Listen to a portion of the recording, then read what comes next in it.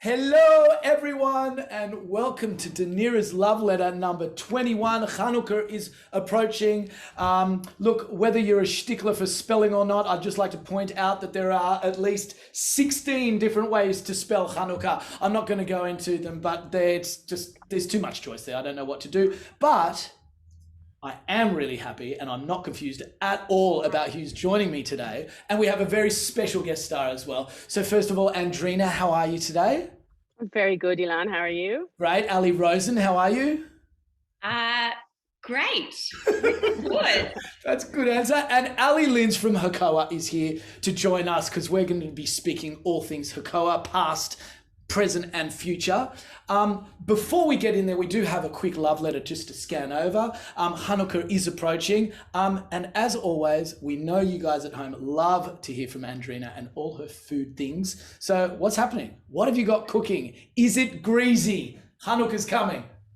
It is dripping in oil in the food section this week, and you don't have to have any guilt about it because Hanukkah is the one holiday that lets us get those donuts out, those deep fried foods. But I've put together a menu for you all that starts with a beautiful appetizer all the way through to a delicious rum sour. So we do celebrate olive oil in all its greatness. There are many dishes on there, so go through them, but they are super easy, so you can join your guests, light the menorah and do the hora. But it's going to be fantastic. So I'm very excited about Hanukkah this year. Very excited. Allie, tell me, what's your favorite Hanukkah food?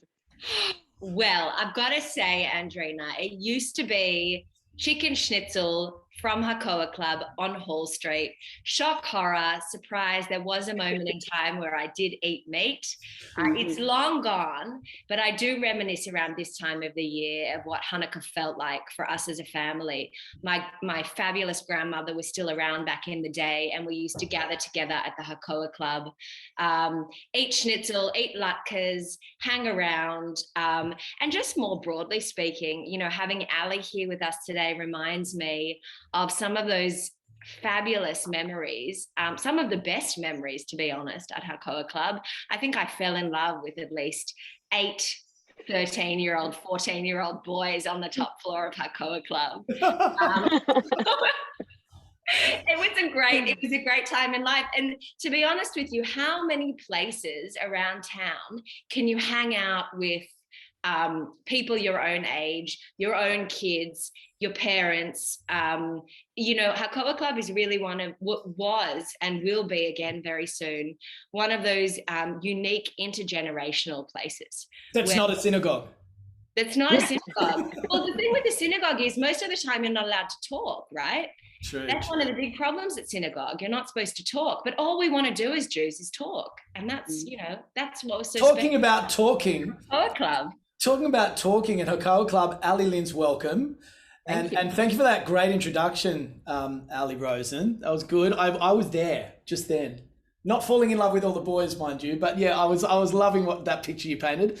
Allie Linz, welcome. Welcome to Danira. It's great to have you here. Talk to us. Thank you. I'd love to talk about, in the spirit of Hanukkah, as you said, we can talk about Hakoah.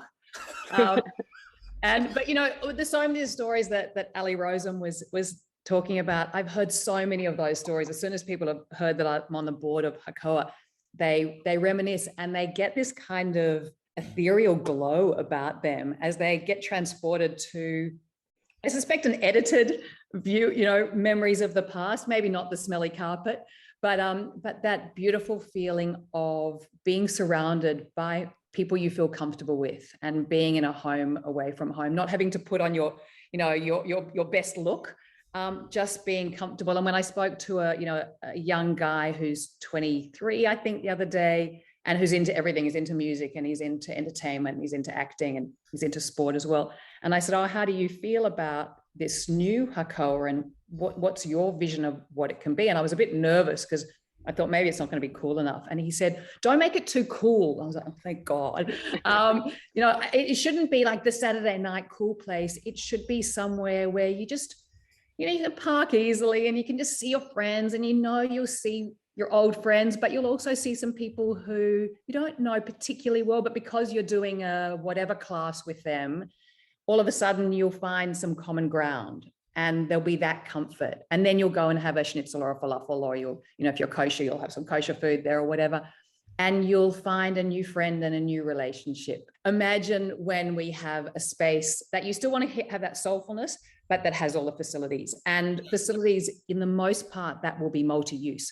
So for example, there's a soccer field, there's a couple of multi-use courts, but we want to make sure that it's futsal, that it's netball, that it's basketball, that you can use it for a lot of things. And ditto, inside in the gym, you'll have a space where there are already lots of people talking to us about, can I run my Israeli dancing class there? Can I run my upside down Pilates, anti-gravitational, hanging on silk things class there? And, you know, whatever we envisage today in 2021, you know, it won't be the same in the future. So what we've got to build is something that are spaces that you can come in, or future you, Ilan, come in and say, hey, look, this is what's hot now. I want to run a class like this. I want to have a meeting like this. I want to have a discussion that's like this. Yeah. Or Andrina says, you know, we're talking about, in some cases, yeah, schnitzel should be eternal.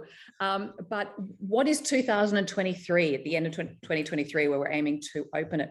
What are people going to be wanting to cook then? Yes, Hanukkah might be traditional, but what are the things that people are really into? What's the new keto of 2023 or whatever? And so we just need to provide those spaces and have people who are full of energy and want to make those connections through that specific interest. Look, to be honest with you, at the moment, I'm really thinking about it through the Danira lens. And for all the time that we've been working together, Ilan, Andrina and I, on Danira, the one thing that we're consistently impressed and surprised by is how creative and talented our Jewish community is. And at the moment, there's not really one home for that creativity and that talent.